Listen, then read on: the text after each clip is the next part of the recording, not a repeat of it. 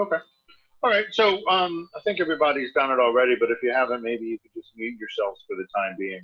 I've gotten a couple of questions from folks, and I'll go this, Jonathan. I've gotten a couple of questions from folks, and I'd just as soon have them asked, but we'll do that a little bit later. Good evening, Jonathan. I'm glad you made it from the North Country. Thank you so much. North County, I should say. Right. Yeah, there's a little different up in Moncton, huh? It feels a little bit clearer. All right, good. All right, well, thanks everybody for attending, and big shout out to Matt Norman for agreeing to do this. The reason we're doing it is part of the Hampden Writers Group. One occasion we love to have actual, writers. Not that we are writers, but people that are actually out there working as writers and have some experience. We'd like to have them come in and just share some of their experiences with us and talk about their process and whatnot. So luckily enough, Matt agreed to do this, and he's just had his third or fourth book, Matt? Third novel. Third novel published. We'll talk a little bit about that, about his process, and a little bit about how he got to where he is. And then we'll open it up for some questions and see where it goes from there. I think the first thing we'd like to do is just have Matt introduce himself, and then Matt agreed to read a few pages from his most recent work. So Matt, you want to take the floor for the next few minutes? Yeah, of course. Hey guys, my name is Matthew Norman. I publish under Matthew Norman, but nobody on planet Earth calls me Matthew. It's just Matt Norman. So feel free to call me Matt. I live in Baltimore. I'm not sure where all you guys are, but I live in Baltimore. I grew up in Nebraska. I grew up in the Midwest. Went to the University of Nebraska in the 90s, and shortly after college, I just wanted something different than Nebraska. And so I moved to the Northeast, to the DC area, and I arrived in the DC area right before basically. And that was a crazy time to show up in the Northeast. But I went to George Mason University shortly after that for grad school. I did the MFA program there, and I wrote a graduate thesis, which was a novel, which didn't ultimately sell to anyone. However, it was a win because it got me my literary agent, Jessica, and we're still together today. It is the longest relationship of my entire adult life. I've been with Jessica longer than I've been with my wife. So we've kind of grown up in the business together a little. I was her first official client, actually, I think she was an assistant before me. So yeah, my first published novel was Domestic Violets, came out in 2011, and that was with HarperCollins, their paperback original division, Harper Perennial. And then I took way too long to write my next book, We Are All Damaged. It took like 4 years because my wife and I had 2 little kids, and I was working full-time in advertising. And it took me forever. HarperCollins ended up dropping me. I was very depressed. But my agent Jessica prevailed, and she sold the book to, it was kind of interesting, she sold it to Little A, which is an imprint of Amazon's publishing division, which was interesting. I mean, it felt like a little publisher, but it was owned by like the largest company in the world. I mean, it was like a little offshoot of the Death Star, but it did really pretty well. I mean, the book sold better than my first book, and so that was nice. This is We're All Damaged, and that came out in 2016. And I wrote my next book faster, and with the sales of We're All Damaged, I kind of had some momentum, and I think I had a premise with this new book with a little more of a hook to it, and so it was an easier time selling it. Didn't rack up quite as many rejections with this one as I did with the first 2. And it came out about 7 weeks ago, which its last couple standing right here. I always get very bright covers. I'm not sure why, but it came out about 7 weeks ago, and I cannot stress to you all enough how terrible of the timing that is. I mean, it was It came out on St. Patrick's Day, which was March 17th, which is basically the exact day that everybody shut down. Like bookstores all closed.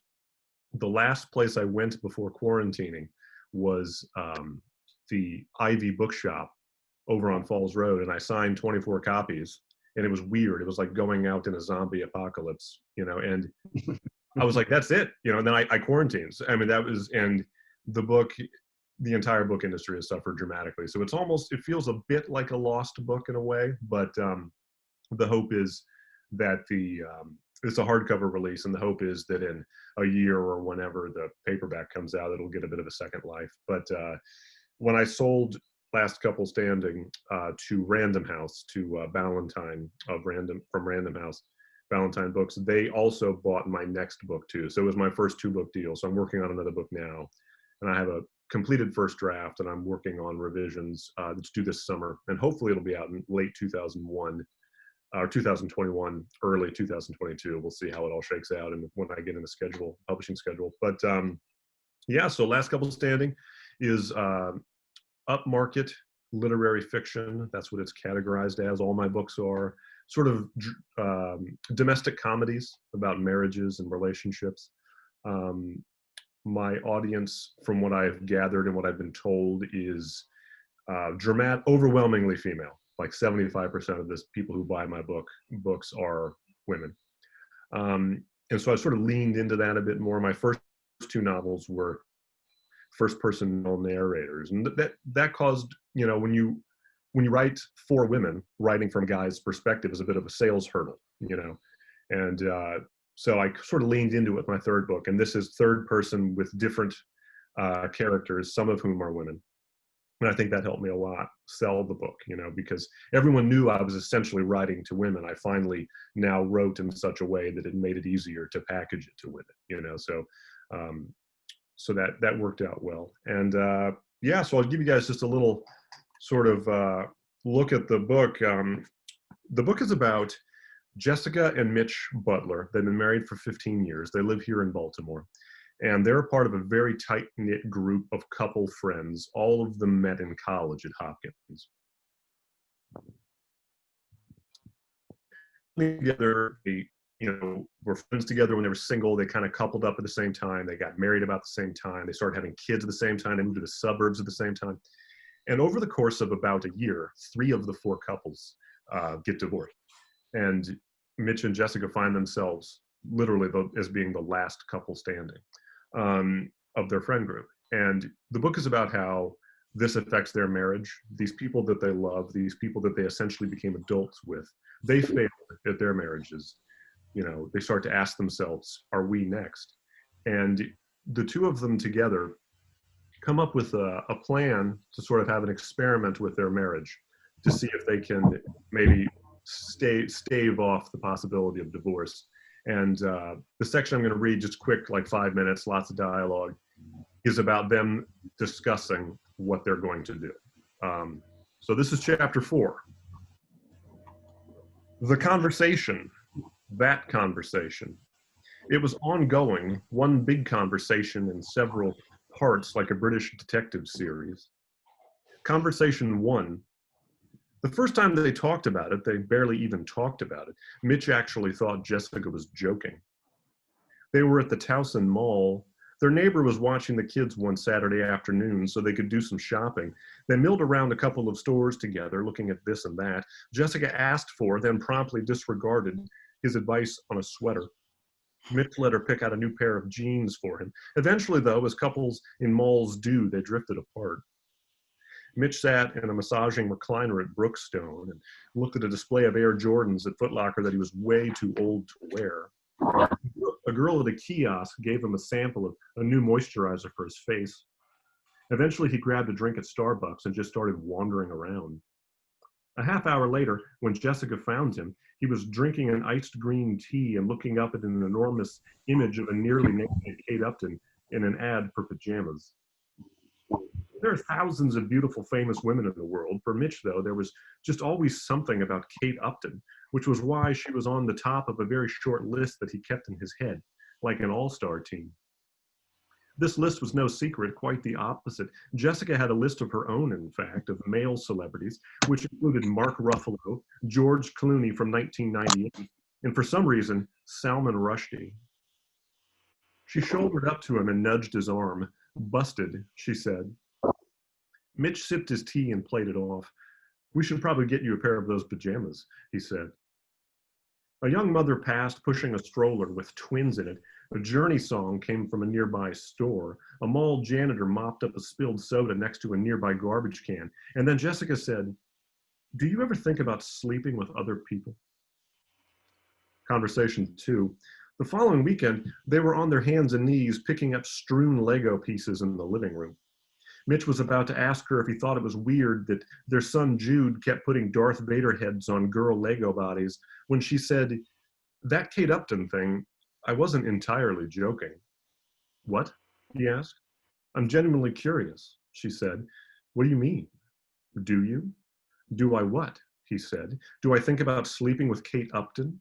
Doesn't everyone think about sleeping with Kate Upton? Isn't that like part of the human condition?" "That's not what I asked you," she said. "It's not?" She shook some Lego pieces in her hand like dice. "People," she said. "Do you ever think about sleeping with other people?" Historically, Jessica wasn't a layer of traps, but a series of warning alarms went off in his head anyway. "I don't know," he said. "Of course you know. Either you do or you don't." "Well, yeah, I guess. Sometimes," he said. "Why? Do you?" "Sometimes," she said. "It's hardwiring, Mitch. We're human beings." For Mitch, being married to a therapist had some advantages and some disadvantages. She was unfailingly reasonable. She was incredibly smart, but sometimes it felt like he was talking to a robot that had been programmed to read WebMD pages aloud to him. "Do you love me?" she asked. "I do," he said. "And I love you. You're a human male. You wanting to have sex with one of the hottest women on the planet doesn't make me love you less." He thought about it, and he thought about Kate Upton. Luke Skywalker looked up at them from the floor. True to form, he was missing one hand. "You're not trying to tell me that you're going to sleep with Salman Rushdie, are you?" he said. Conversation 3. And then there was just last week. They were activities on a race board in their kitchen because that's what marriage is with children, scheduling. "All of our friends are divorced," she said. He looked up at her. "I know, I've been keeping up." She jotted down some kid's birthday on the board. Sex was a big part of their downfalls. "You think?" he asked. "Don't be silly," she said. "Terry had sex with someone else. Sarah and Doug virtually had sex with other people, which is a symptom of wanting to really have sex with other people. Amber and Alan didn't want to have sex with each other." "Okay," he said, "but how does that apply to us? How could it not apply to us? We're not them, Jessica. You do know that, right?" "What, you think we're that different?" "Of course I do. Just because we like them doesn't mean we're the same people. For starters, they're assholes. We're better than them." Jessica capped the dry erase pen. "Plus, we're happy," he said. "That's the big difference. You and me. All of this." He made a grand sweeping gesture with his arms meant to indicate the house and the children and the yard and the kitchen and the activity board and their lives, all of it. "We're happy, right?" Emily and Jude were on the back deck messing with the bird feeder just before the kids burst back into the house to tell them about a blue jay that was fighting a cardinal. Jessica replied, "But Mitchell, are we?"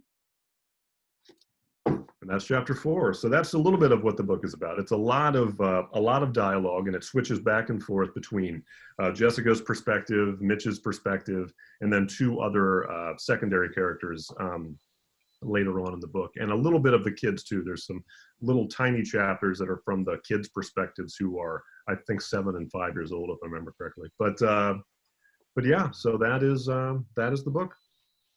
That's awesome, Matt. What how, like, in terms of how do I put the question?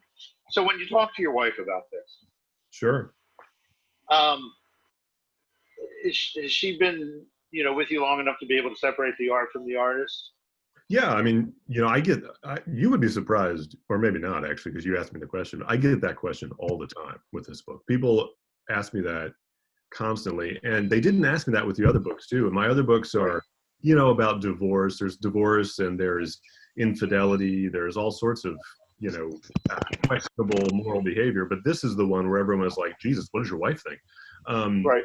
She gets it. I mean, she's been married to Yeah. a novelist for, you know, 13 years now. I mean, she gets that it's made up, and a story has to have conflict, and it has to have characters doing things that maybe most of us wouldn't do, you know. So she totally gets it. I mean, it's all good. Right. Yeah. No. Of course. Of course. So when you and this kind of gets in the process as well. When you first start to write a novel, do you start with sort of a what if scenario and then just run with it? Yeah, I mean, my first two books, you know, whenever I get the question about like where did the book come from, my first two books, it's hard to pinpoint. I mean, you know, it's just a tiny little idea that starts to kind of grab hold, and it feels like, oh wow, after a couple of months of wrestling with it, it feels like, oh, this might be a book. But Last Couple Standing arrived very suddenly, almost fully formed. You know, my wife and I are part of, like a lot of us, I mean, we're just part of a big group of couple friends, this expansive group that we all kind of, you know, came of age with. And, you know, it's much bigger than just 4 couples like in the book. It's like 12, 15 couples. Wow. And a couple years ago, I was just out with a bunch of the guys, kind of for just a guy night, like a wing night. And none of us had been divorced at that point. One couple has since gotten divorced. But my friend Mike was just like, well, shit, what would happen if one of us got divorced? And then we imagined, just over the course of an hour, it was just like, we imagined a domino effect. Like somehow divorce would catch on, and each subsequent divorce would make everybody evaluate their own unhappiness and finally admit that, oh, we were unhappy too. You know, there's this idea that you get married for all the right reasons because you're in love and all that. But there's another pessimistic school of thought that, well, maybe you just got married because you were 29 and that's who you were dating. You know, it's like, your friends were all getting married, your parents were asking you what's up, so maybe we got married for the wrong reasons, you know. And so that's kind of where the book arrived. And the open marriage thing was something that I thought about as sort of a hook. It's like, you know, what would make this story kind of resonate and be interesting and kind of give it a nice 12-second elevator pitch. So the open marriage is kind of the hook. It's really about, you know, friendship and marriage, and, you know, what it takes to make a marriage last, and the sort of second stage of a marriage after you're done with the beginning part, you know. Right. Is your wife involved in the creative process very much? Like, do you talk with her about what you're working on, or is it just sort of like you close yourself off in the office, you get to work, and it just happens that way? It's a little bit of both. I mean, she's my wife is not a creative. She's not an artist. She's not a writer. And which is great, but she's an avid reader and she's very smart. I mean, and she's obviously the most important woman in my life. And so, especially writing female characters this time, I was interested in her perspective on things. And we talked about it a lot, just the way married couples talk about their day. You know, she works in the energy business and she's an energy trader, and she'll go on about her day and meetings she had. And I'll go on about my day where I was stuck in this section and I can't seem to get this work to work right, you know. But it was more of just the spousal ear of listening to me go on, as opposed to having concrete things to say about it, you know. But she typically reads things late in the process, like when I have a completed draft that I'm no longer apologizing for, like I feel like it's a book, and then she reads it, and she has a great perspective because she's a good reader. And so, based on the previous conversations I've had with you, you've sort of shifted a little bit. You've gone from being a guy who writes on the side. You know, you had your 9-to-5 job, and then you went home and you did your writing, and now that's changed a little bit. So how's that? And I don't know, maybe you could just talk for a second or two about how that's changed and why it's changed, and, you know, a little bit more about how has that affected your process itself. Yeah, I mean, it's been fantastic. So I worked in advertising for about 20 years, my whole adult life, really. I was an advertising major in college, and I wanted to write novels. Like, I wanted to write novels since I was like a little kid, but you don't get paid to try to write novels. And my dad is a businessman, very practical Midwesterner. And I remember in high school when I was a senior, we had a conversation about my future. And I wasn't terribly interested in being a teacher. I just wasn't called to academia, and I wanted to be a writer. And my dad, in his career, part of his job was to maintain relationships and to negotiate relationships with ad agencies. And so he was aware of how ad agencies are set up. And he's like, well, they have writers. They're called copywriters. And they write advertising and they make a living doing that. So you should do that and try to write books on the side, you know? And I was like, holy shit, that's a great idea. You know, most of the time when you're 17 and your dad gives you advice, you're like, shut up, Dad, you know, but I remember being like, you're right. So I showed up freshman year to the University of Nebraska. I was like, advertising major, gonna write books too, you know, and I did that, you know, and I wrote my first 2 books while I was working. Most of this book too, my 3rd book, while I was working. And I worked in the last 9 years, I worked in the advertising department here at Under Armour in Baltimore. It was a great job. But when I sold Last Couple Standing, it was a 2-book deal. So I sold 2 books at the same time. And it was kind of enough to let me kind of leave corporate America and write full time. And it's been great. I mean, it was a dream come true. It was, you know, 20 years in the making. You know, I used to just, especially having kids and working full time, I was exhausted. My first 2 books were written by a tired person. You know, I mean, I was writing at night, tired, drinking a bunch of caffeine to try to, you know, keep the machine going, 9-ish to 11-ish every night, and then going to sleep. Kind of just baby steps. Took 4.5 years to write books that way, because that's just how long it takes, right? Right.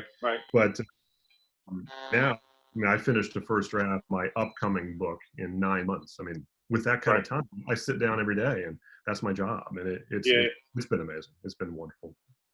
Do you find that do you just work on the piece that you're publishing, or do you find yourself starting other things before something else is finished? Well, I don't start them for sure, but I'm definitely thinking about them. And some of the just the mechanisms of the publishing industry, the way it works is like, so I'm writing a book right now. I had to take a break from that book to do final edits on Last Couple Standing. And now I'm done with the first draft of my upcoming book, and they're interested in what the next book is going to be. So I started doing of an idea for the next book to turn into the publisher, you know. So I'm not really writing that book, but I'm basically trying to tell them what I want to write next, you know. But in terms of actually writing, I try to just focus in on the book that's kind of in process, you know. Right. Yeah, I love the way your book looks. How much of that is intentional? Like, is that marketing, or is that all just it looks the way you like it to look? You know, I didn't have anything to do with the first 2 covers. And I think that you're right. I mean, my 3 covers definitely belong on the same bookshelf together. I mean, side by side, very bright. They're very commercial feeling. I mean, they're commercial books, you know. Yeah, they're great looking, yeah. I didn't have any say-so over the first 2. It wasn't in my contract, you know. In good faith, the publishers and editors wanted me to like it. And I like the second one more than the first one, because they don't want to have some unhappy writer, you know. But with the 3rd book, I was actually in my contract that I had say so. I could approve it and disapprove it. I didn't have to disapprove it though. I mean, this was basically the cover that arrived, and it was a different color originally. It was actually this color originally, but it was too close to this book, and so I said, we need to, you know. But the image was there, and my only request, because I'm not a designer, I'm not like a visual artist, you know, and they have the whole team that are there, you know. And I said, I just want, instead of a collage on the cover, I would love just one image that encapsulates the entire book. And the designers came up with this bed that's kind of broken in half and pieced together with Band-Aids, which, and the broken bed is, I didn't read about it when I read to you guys, but it's in the book, essentially a bed. Bed breaks, and it becomes basically a metaphor for the entire story. And so the designers honed right in on like the perfect image. And right when they showed it to me, I loved it. And then it was just about honing in the color and stuff like that. Right. Do you feel like you're getting a crash course in digital marketing right now, because there really is no brick and mortar going on? Yeah, totally. And, I got some help with, from Random House with that. But the way it works with Random House is any publisher, but especially the big publishers, when your book is coming out and it's preparing to launch and it launches, you are very high on their list. But then the following Tuesday, they've got other books coming out, so you get to be a part of the giant machine of Random House for a very short period of time. Then after that, kind of on to the next thing. And I get that. I understand it. I understand the business of it. And so you're kind of on your own a little bit. And this year, this book for the first time, I actually hired a friend of a friend who works in digital marketing and social media. I kind of hired her to help me. And so she gives me a plan, a content plan each month, just ideas of things to post. And she designs some visual posts for me and things like that. And I don't know if it's helped or not. It's hard to tell because it's such a weird time. I mean, the book industry took such a blow with the coronavirus, so it's hard to know if it's helping or not. But I feel like I'm at least doing something. I'm at least trying. So that's interesting. I didn't realize you've done that, and that's separate from the deal that you have with Random House. This is somebody that you hired on your own. Totally my own thing. Yeah, and I talked to Random House about it, and because they have their own team, and the team agreed. They love it. And they work with, her name is Kelsey, and they work with Kelsey a bit. So they were kind of hand in hand when the book was coming out and getting all the attention from Random House. Now Random House is kind of done with me. I mean, in a nice way. I mean, they didn't kick me out or anything, but they're done launching the book. And now little bits and pieces come from them sometimes, especially like a couple weeks ago, the book got a mention in Esquire, which is really nice. Was involved a little bit in just crafting that message and stuff. But for the most part, it's kind of on my own and trying to drum up interest and do readings. I've done a couple readings digitally and events, and they've gone fairly well, I think. Do you think once life gets back to normal, will they give you a little bit more support since they've sort of had to suspend it? Do you think that's going to happen? Honestly, I don't think so. And nothing against them, but I just feel like every Tuesday they got a shitload of books coming out, and they got to support all those books. And some books, I was too early in the process to really get this consideration, but since the coronavirus has gone on, some publishers have bumped writers. They've bumped books up. They've been like, okay, nobody's selling things, but we're going to bump this into like January. But I was like the first day of the storm, and so they just didn't have time to wrap their heads around that. So the book came out, and it's definitely taken a hit. The sales aren't where they're supposed to be. The reviews are great, but people just aren't buying books right now. So I think that what's going to happen is I will get a bit of a relaunch when the paperback comes out. That's when I'll get some re-attention from Random House and a new push, and so that's kind of what they've said they're planning on doing. Yeah, the Esquire thing was good. You're in good company with that Esquire list. Yeah, it was some great books there. Yeah, that was pretty cool. You said that it's upmarket fiction. Can you just real quickly, what is upmarket? For people that don't know. Upmarket, so there's all sorts of classifications. Upmarket is what they think is kind of marketable, more commercial literary fiction. There's like genre stuff, like mysteries and Grisham and stuff like that, they kind of deem as like really commercial. Upmarket it's got like a literary fiction vibe, but in a marketable way. And then there's like straight up literary fiction that is, a little more, I guess just literary is the word, just a little more serious, the kind of stuff that are going to be shortlisted or are long listed for prizes and stuff like that. It's just not going to win the National Book Award. You know what I'm saying? It's you never know. It's a commercial book, So. Right. That's funny. Yeah. The other thing I wanted to ask you, so in terms of the book itself, so as I was reading it, it's definitely, it's a Baltimore book for people that are from Baltimore. Like everything you mentioned, people recognize. Right. And I was just reading something by Ann Tyler, and it's the same thing. She talks about York Road and all this other kind of stuff.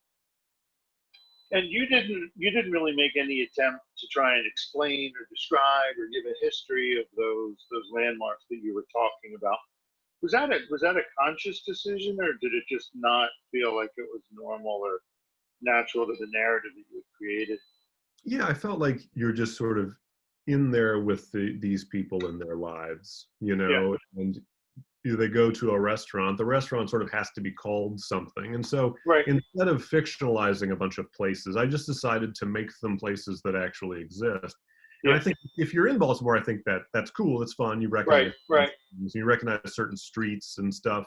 If Right. you're in Tennessee or Omaha, Nebraska, I don't think it hurts you. It's like, oh, they're at a restaurant and this one Yeah. No, of course not. Yeah. is called Tarks, and I'm not a big, I try to avoid explanation and Yeah.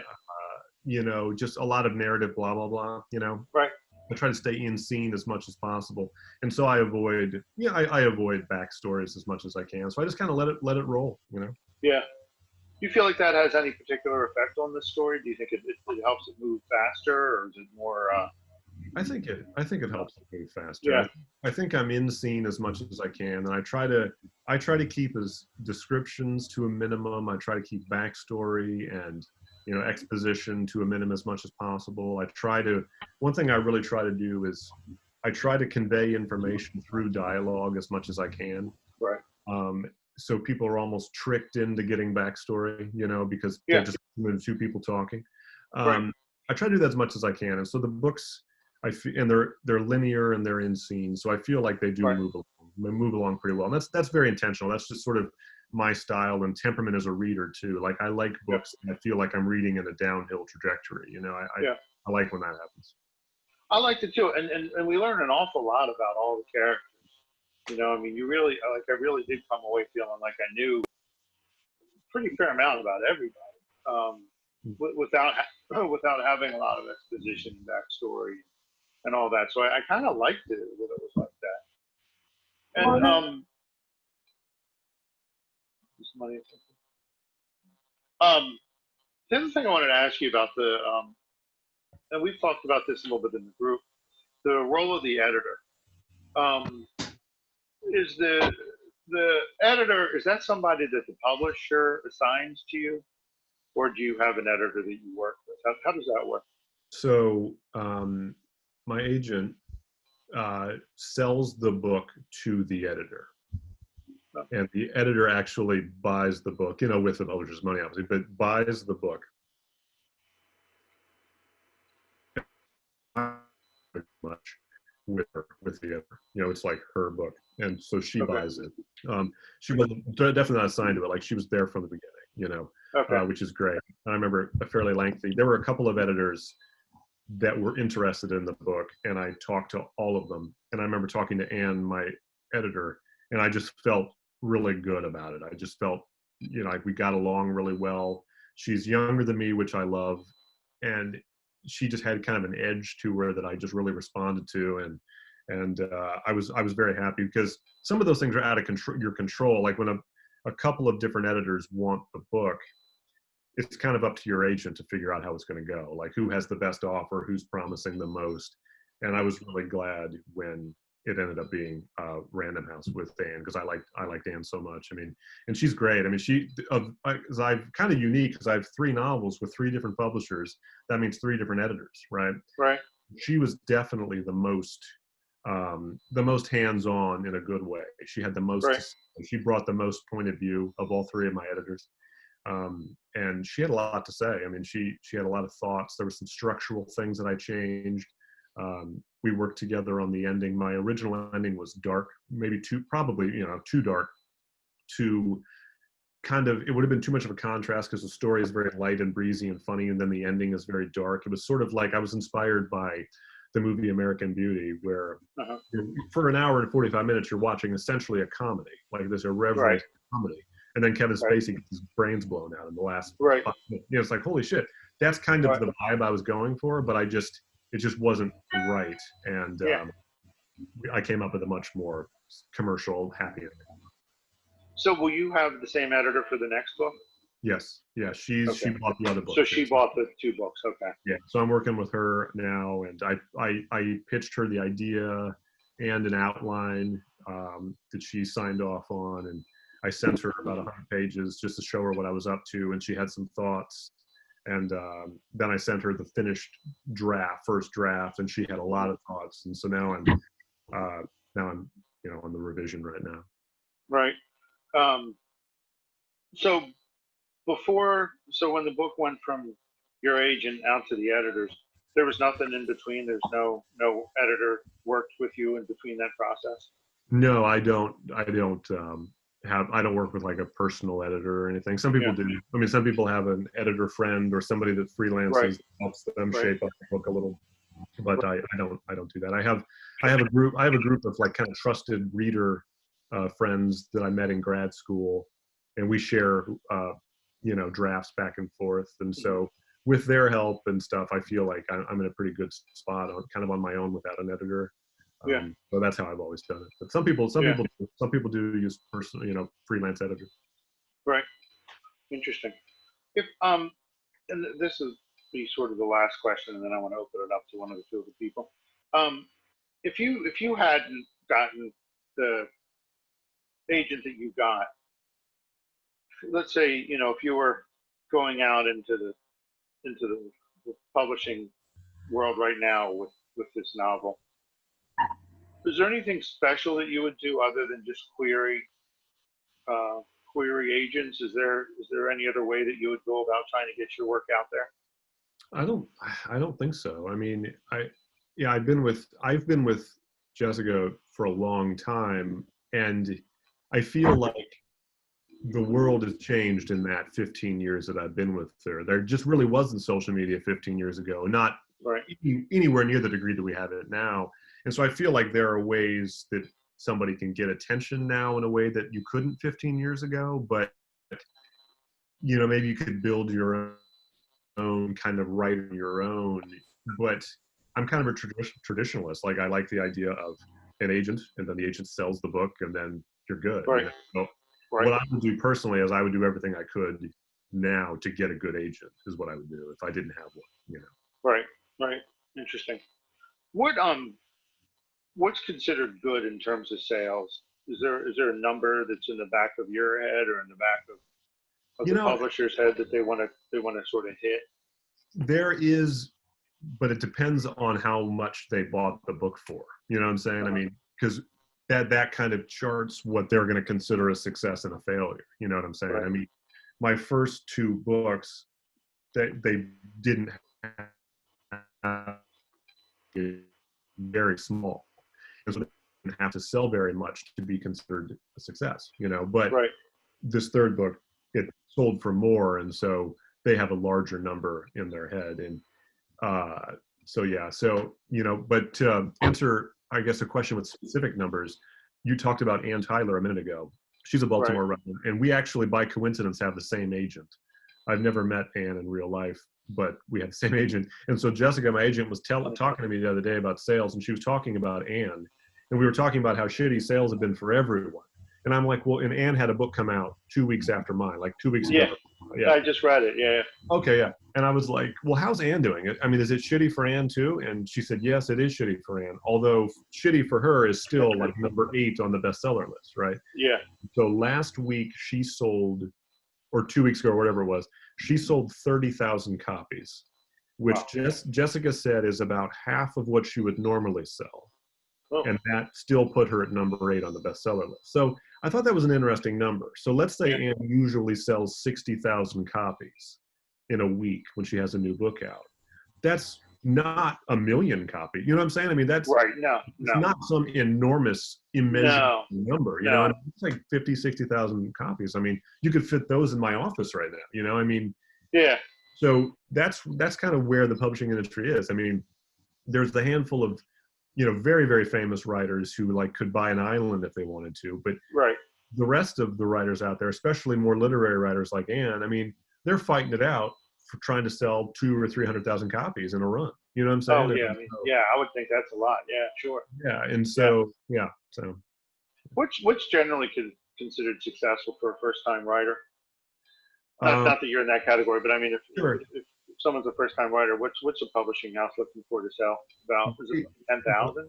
When I was in grad school, my thesis advisor, Susan Shreve, told us that 20,000 copies is a magic number for first novels. If a first novel sells, unless they get some crazy advance or whatever. Yeah, I'm not talking about that. Yeah. On average, a first novel, if you sell 20,000 copies, that's good. That's like, okay, that was a success. People sort of are like, okay, nice. Yeah. That's a check for them. And so, yeah. Interesting. Okay, very cool. All right. Herman, I know that you had a couple of questions. I'm not sure if I've hit all of those. Was there any, would you like to ask a question or two, Herman? Yours were especially interesting, but I figured I'll just let you ask yourself. Oh yeah, thank you, and thank you, Matt, for being here. Sure. I think that one of the questions that I had was about the point of view. Like I heard that you said that the first two books, you were primarily like a first person type of point of views, but Yep. in this one, in the last one, you changed that point of view, and it was that driven by how the readers were perceiving the novels, or was something that you felt that it was more important to tell the story? Like, how do you decide the point of view of those novels? For the first two books were first-person male narrators, and I just didn't give it a lot of thought. That's just sort of how the stories arrived in my head, right? And so I had done that twice. And for the third book, I knew that I had four characters that I wanted to be main characters, two real main characters and two sort of kind of B characters who get little bits of point of view. But and that is just a sort of awkward scenario to pull off in first person, right? I feel like first person, it's not impossible. Books do it sometimes, but I feel like first person is like, this is the book. This is my point of view for the entire book, you know? So I had more characters. I thought third person worked well. I hadn't done third person in a novel before, so I wanted to just try something new, essentially. And I've never heard that somebody probably knows this, but I've never heard there's a distinct difference in sales between first person, third person, whatever. But I do know that in literary fiction and in just fiction in general, women are the primary purchasers and readers. And so if you're writing first person male narrators, you are giving yourself quite a hurdle to jump over, because women in making purchasing decisions are more likely to choose female authors and female protagonists. That's just sort of a fact, you know, of the business. That doesn't apply to genre as much. That doesn't apply to spy novels. That doesn't apply to military books, whatever. But in the sort of quadrant that I'm in, it is important to have strong female characters, without question. Mm-hmm. Now, and another question that I have was about social media, and so it, you know, as you said, like lately during the last few years, social media has become like this very important platform, and I was wondering how pressured you feel of promoting yourself or promoting your novels through social media. Like, is it something that is absolutely needed these days, or is something that is kind of like a nice thing to do, like an extra thing that you could do?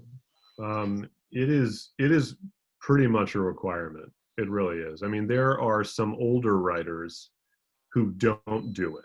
I know Richard Russo, for example, is not on social media. He's one of my favorite writers. Ann Tyler is not on social media. Both of those people I've talked about are, you know, they're in their 70s, right? I mean, they didn't have it when they came up in the writing world, and I just didn't think they wanted to adopt it. And they're both Pulitzer winners and famous people, so they can do whatever the hell they want, right? I mean, the rest of us are fighting it out, right? And it's pretty much necessary. And you know, all the publishers have social media divisions and arms there to help you. They really want you to do it. They encourage you to do it. I don't feel pressure to do it because it's not something that I dread, and it is something that I actually like. I kind of just have just a social media personality. I'm on social and stuff, and I post pictures of my dogs and stuff. And I don't have I don't feel much pressure to do it. But if I didn't like it, I would feel pressure for sure. I would feel like, oh God, I got to do this thing I hate doing. But they definitely want you to be on social for sure. Okay. Mm-hmm. So I'm gonna let others ask questions if. Yeah, does anybody else have a question they'd like to ask? I would like to ask some questions. Sure. Okay, Mark. Okay. Mark from Baltimore, you're on. Yes. Well, thanks for talking with us, Matt. Of course. Let's see. I did download your book, even though we're all in this pandemic, and I was able to read it last couple days. So it struck me, the most recent book. Right. I did think of it as sort of a high comedy type farce book. I did like the premise, but I was wondering in regard to the premise, it seemed like the whole story took place in a kind of bubble, like an idealistic bubble about what it would be like to have affairs with other people, and there was never like you just sort of seem to leave out the complications of things like AIDS and like venereal diseases and all of the like gritty stuff that I don't know, that might occur to some characters. And I'd wondered kind of like if you deliberately left certain things out so that you could create this kind of ideal scenario. Yeah, I mean, it's interesting. Like, if another writer who was grittier than me took this premise on, I could definitely see that being something that came up. You know, I could see a writer really digging into the reality of potentially having sex with strangers and what that would entail. And I think you're absolutely right. I think that is not where I wanted to spend time. You know what I'm saying? I wanted to talk more about,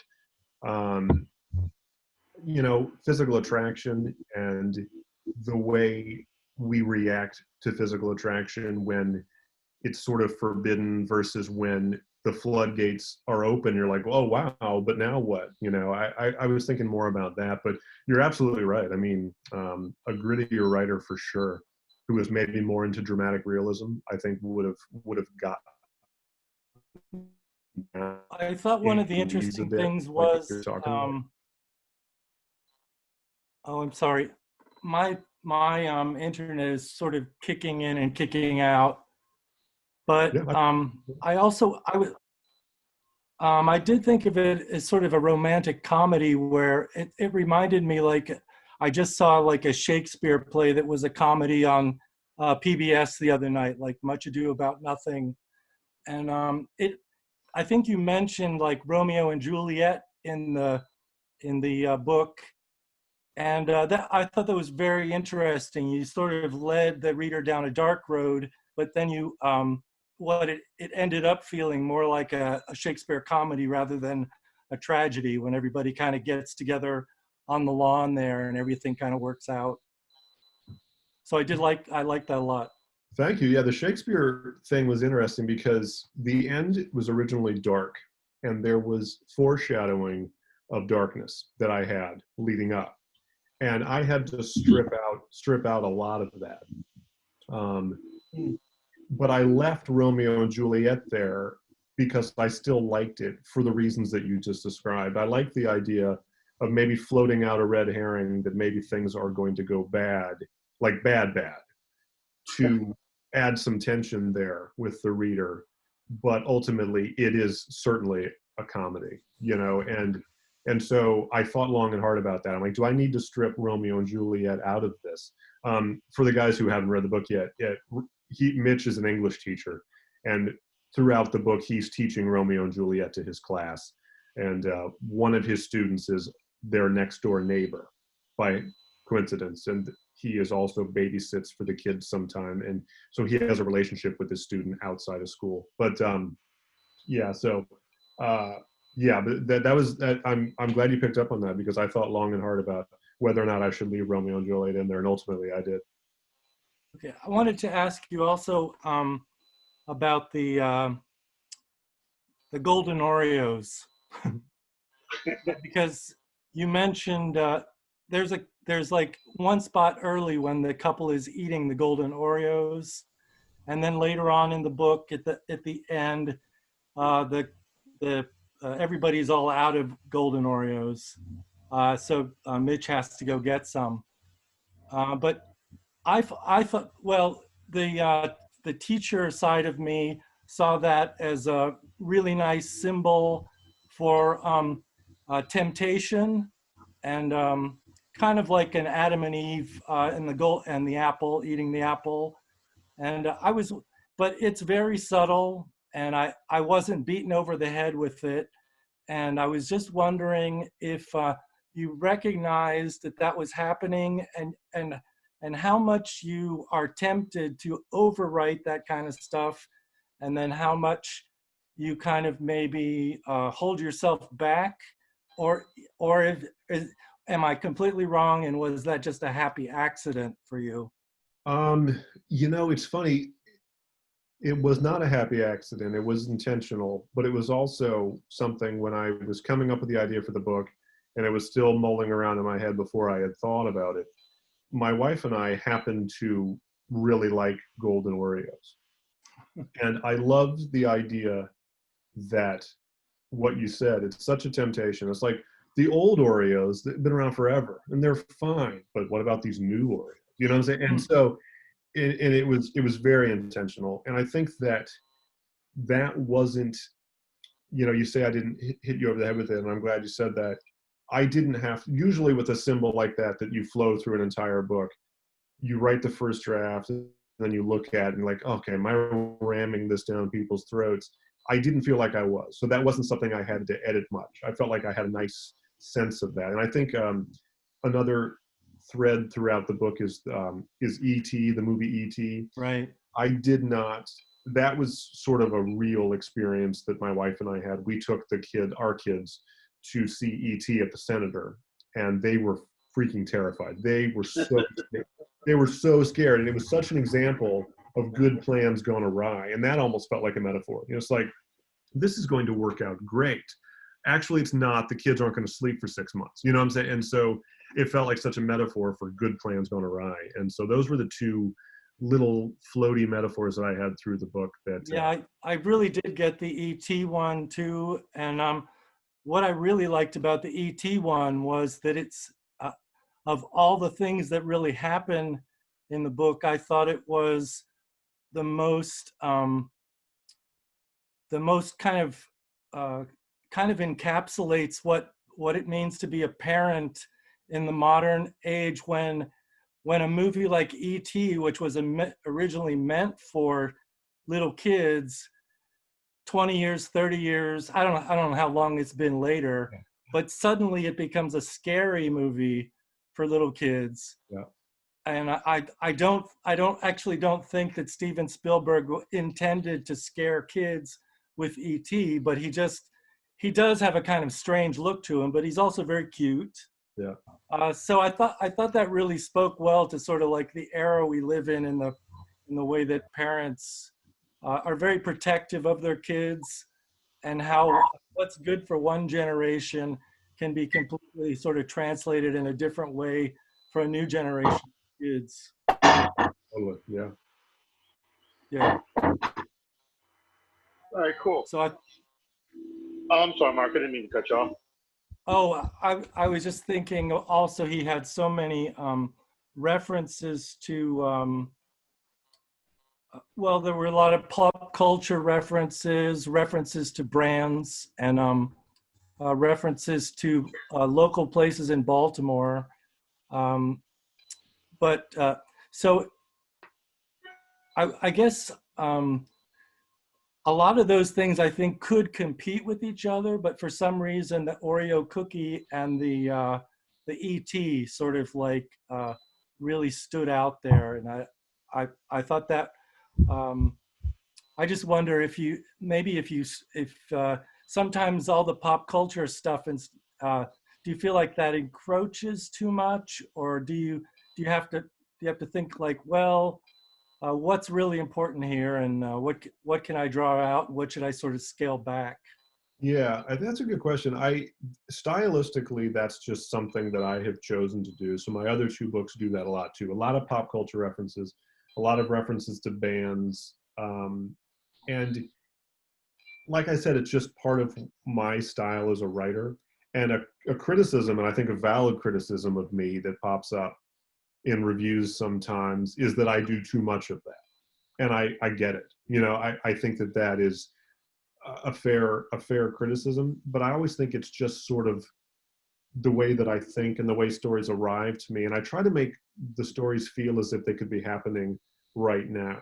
And so when I'm talking to my friends, you know, we make movie references to each other all the time. It feels like realistic to me. My wife and I stream shows together and talk about them. And if we're binging Ozark for like 2 weeks, Ozark is like this part of our lives that we talk about. And so I don't mention Ozark in the book, but I guess it's just the idea that everything in our generation is very pop culture-y, very referential. And I just sort of roll with it. You know, if I get an idea when I'm writing to drop a movie quote or a movie reference, I just put it in and then I let it sit and I think about it. And of all of the three novels, of all of the movie quotes and references and pop culture things I've done, I've only regretted a couple of them. In Domestic Violence, I make reference to the show The Hills on MTV, which just came and went. You know what I'm saying? I mean, nobody, you know, some 25-year-old will look at that now and be like, what the hell is he talking about? So I missed on that one. You know what I'm saying? But for the most part, there are these sort of references that I think, you know, people know what ET is now. People in 20 years are going to know who U2 is. You know what I'm saying? Or the Beatles or whatever, you know. But I've missed you know, but it's something I just sort of do. Do you feel like it's better to have, if you're going to mention something in pop culture or branding, that it's better to have something? You froze out a little. You still there? I think where you're going with that question is yes. I think picking references somewhat carefully to be sort of evergreen and things that aren't going anywhere is the way to go, for sure. People are going to know who U2 is in 20 years, like I said. They might not know who, I don't know, I can't think of a band that's popular right now that might not be in 20 minutes. You know what I'm saying? But it's good to stick with oh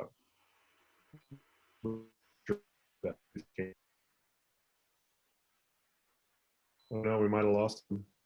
Yeah, he's still there, but we just can't hear him. All right, yeah, we lost him. All right, well, thank you again. Just to sort of bring it full circle, you know, for those of us that did watch The Hills, you know, that, what's her name, Cavallari? Yeah, she's getting divorced. Yeah.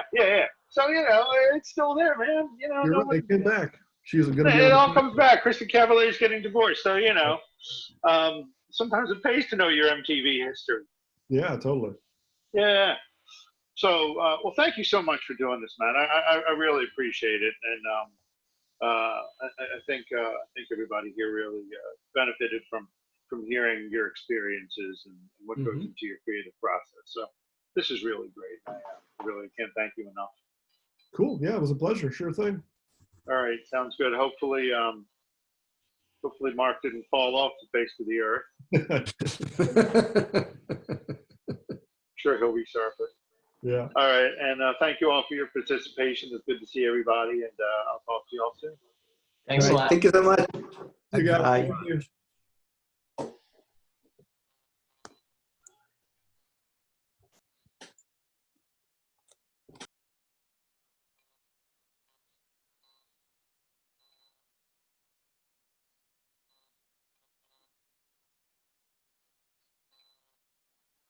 Mark, can you hear me?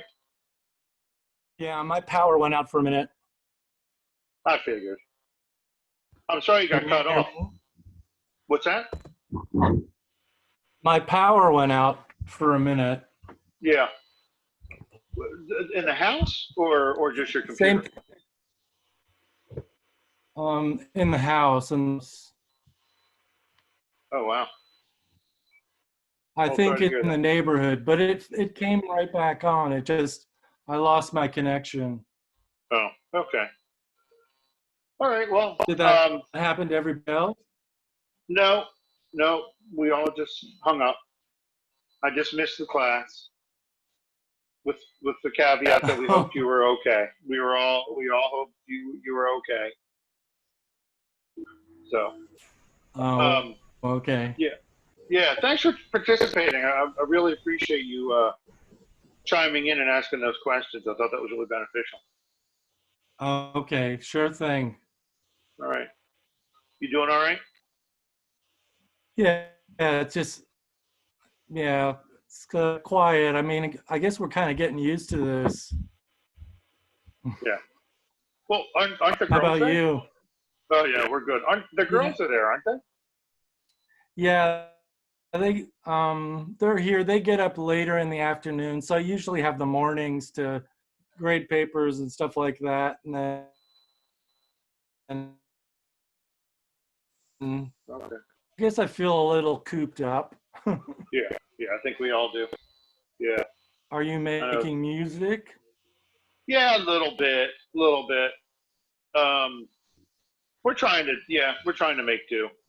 My the guy that writes the lyrics just sent me some stuff, so I'm gonna do some of that. I'm pretty much the novel's 90% done, so I started querying.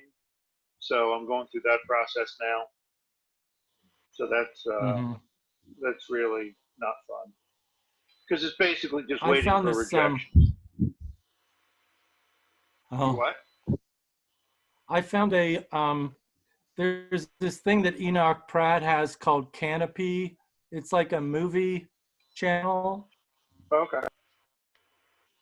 and they have something on there called Great Courses, and Oh yeah. one of the courses is about how to like publish a book, and Really?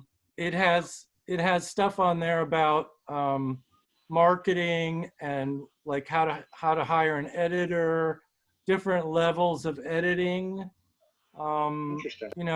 It's probably like it might have like 12 to 20 episodes on it. Everyone's like half an hour or 40 minutes. Huh. Well, And check that. I listened to a couple of them, but they seem pretty helpful. I mean, at least it helps you get oriented. They also Yeah. talk about they also talk about markets, Yeah. like what markets to look at, and Interesting. how to write. It actually has something about how to write a query letter. I know you can find all this stuff Yeah. everywhere, but I tend to like to watch these videos Yeah. just to have another human on the other end of the screen. Yeah. But Yeah. No. Yeah. I mean, any information's good. there's lots Um, of resources there. I've kind of rebranded the book as a young adult. Hmm. Um, I'm trying to sort of push it that way.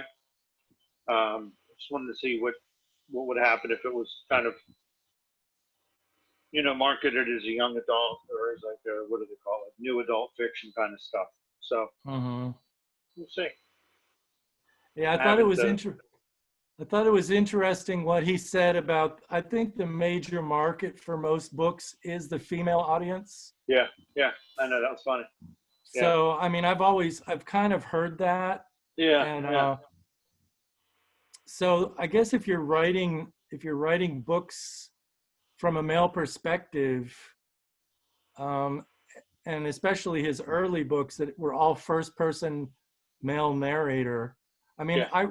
this latest one of his characters is female,